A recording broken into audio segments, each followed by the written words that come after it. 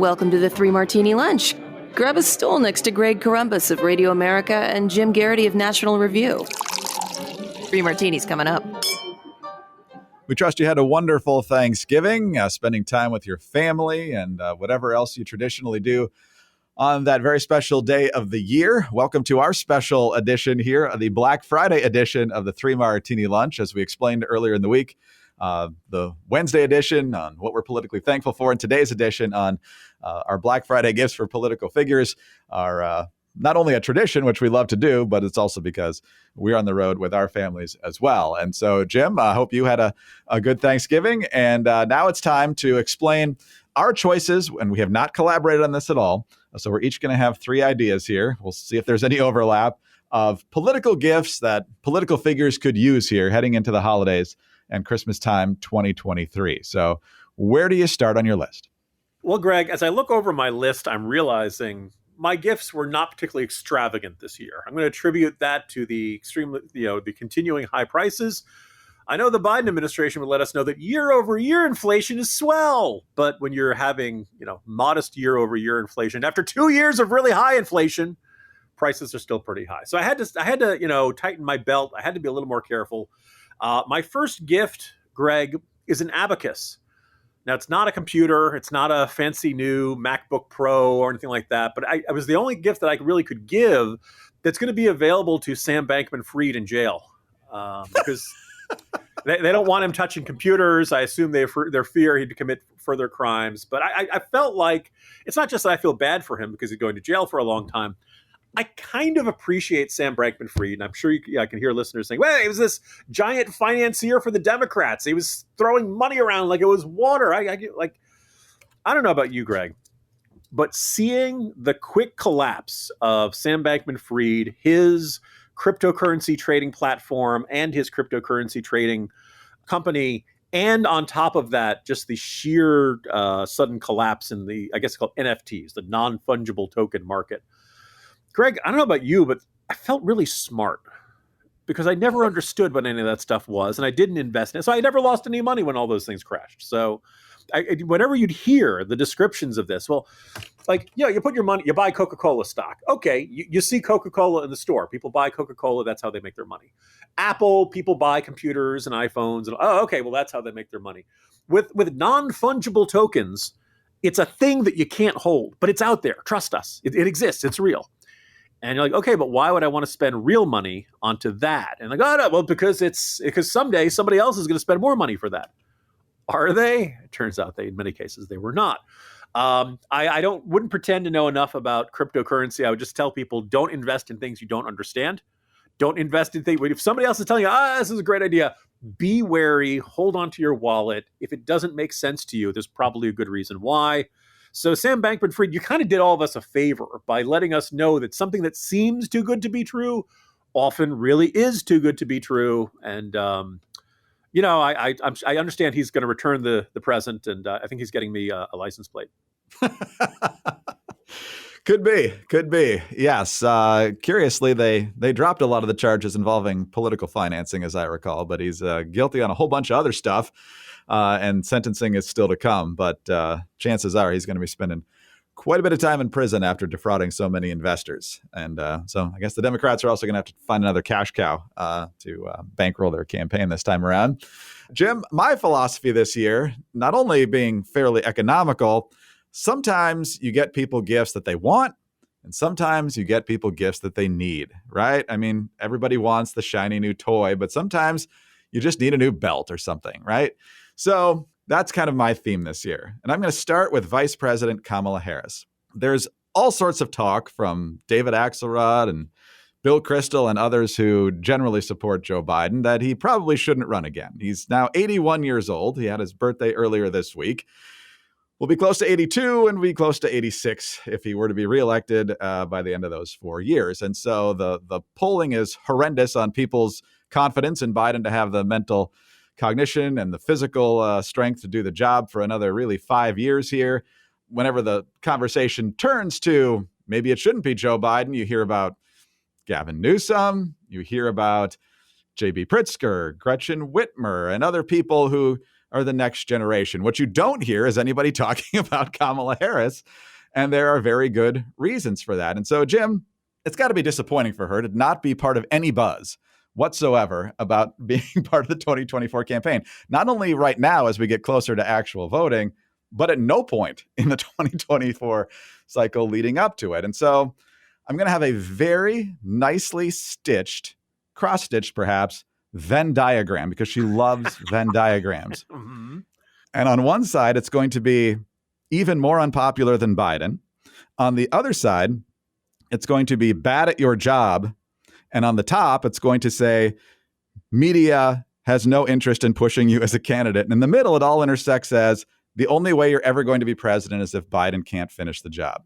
So it's just kind of letting her know that while she thought this was going to be the stepping stone and he was going to be a one-term bridge and then she would be the candidate this year, or even 4 years ago when she thought she might have a decent shot at the nomination as a candidate of her own, it's kind of like Fetch and Mean Girls. It's just not going to happen. So sometimes it's hard to break that news, but she loves Venn diagrams, so maybe it'll help ease the blow a little bit. Hey, y'all, this is Sarah from The Sarah Carter Show. Thanks for listening to 3 Martini Lunch. We could all benefit from heart-healthy energy, especially in this busy time of the year. One of the best ways to do that is to support your blood pressure and circulation with Super Beets Heart Chews. Paired with a healthy lifestyle, the antioxidants in Super Beets are clinically shown to be nearly 2 times more effective at promoting normal blood pressure than healthy lifestyle alone. And let me tell you something. When I'm traveling to New York, when I'm moving around the country, I need to feel optimum. I want to stay healthy and I want to feel energized. And I do that with Super Beets Heart Chews. I absolutely love the flavor. I know you will too. And I know you're going to feel great. They're a convenient way to support healthy blood pressure. Super Beets Heart Chews are plant-based and easy to add to your routine. No pills to swallow, no ingredients to mix or prepare. Double your potential with Super Beets Heart Chews.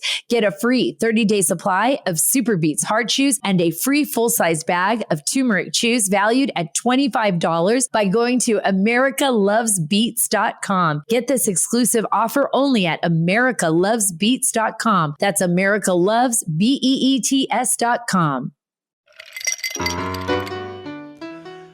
All right, Jim, what is next on your list of Black Friday gifts for political figures? Ironically, my second gift is kind of along those lines. It goes to Joe Biden. We tease the president a great deal on this podcast. We make fun of him. We ridicule him. We criticize him.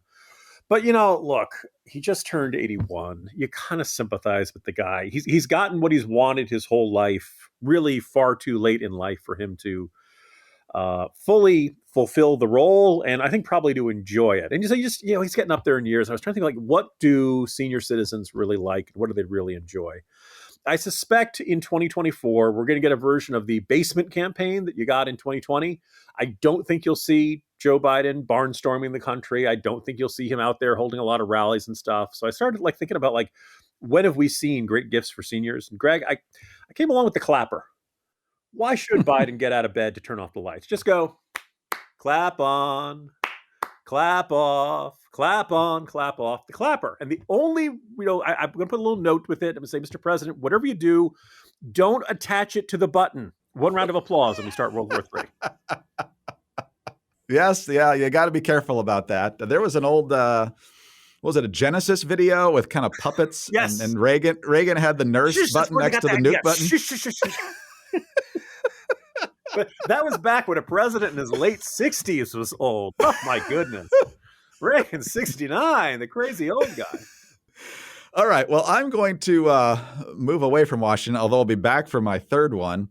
And for this one, it's important, Jim, when we heard this during the healthcare debate, one of the most important things is preventative healthcare, right? You want to have a good relationship with your doctor, make sure things are fine before problems happen.